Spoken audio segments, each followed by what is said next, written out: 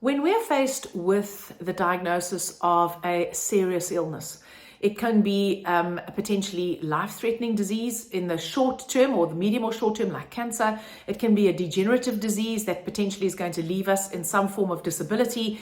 It can be a chronically debilitating disease in terms of the fact that it'll limit our function, like fibromyalgia or long COVID. It doesn't really matter. When we are faced with the diagnosis of a chronic disease, very few of us are not terrified. Very few of us don't have that feeling of being completely out of control.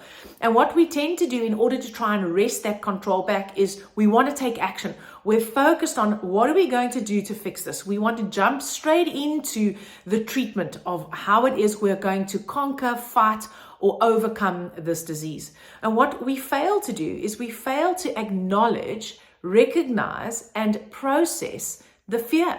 The fear that the very fact of getting this label, this disease label attached to us, the fear that this disease label engenders and what that means for us.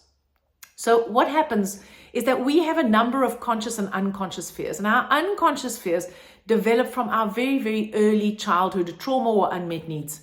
And we develop coping strategies to deal with that, to cover that up, to compensate for that. And those coping strategies come from a place of being fearful of not being able to cope, right? Because whatever happened may have been extremely painful for us. And so those coping strategies essentially are continuously enabling us to suppress and to ignore and to distract ourselves from these fears. Most of us don't even know what our unconscious fears are.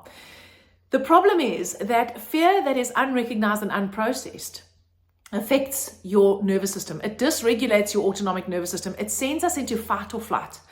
And what happens with that in the long term is that then dysregulates our immune system, because it basically turns it down. And so it becomes less effective. And when our immune system is less effective, we're more prone to illness. So a vital part of healing is recognizing, acknowledging, and processing our fears, conscious and unconscious. If we are truly committed to healing and not just fixing, but healing, we don't want to just manage it, we actually want to heal it, however that's going to look for you, then facing the fear and processing it effectively is imperative. It's not even a nice to have, it's a must have. So to that end, my colleague Antoinette McInnes and I have put together a fear masterclass. And because most people, when they are faced with fear, they have the response of, forget everything and run. We are emphasizing that fear can also stand for face everything and recover.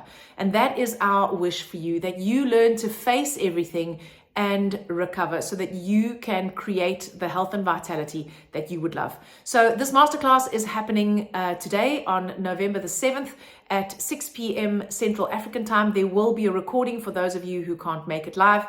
And you can register by clicking the link in the comments or in the button below this email if you're reading it, if you're watching this in an email. But don't delay. There's still time to register. Register right now, and we will see you there.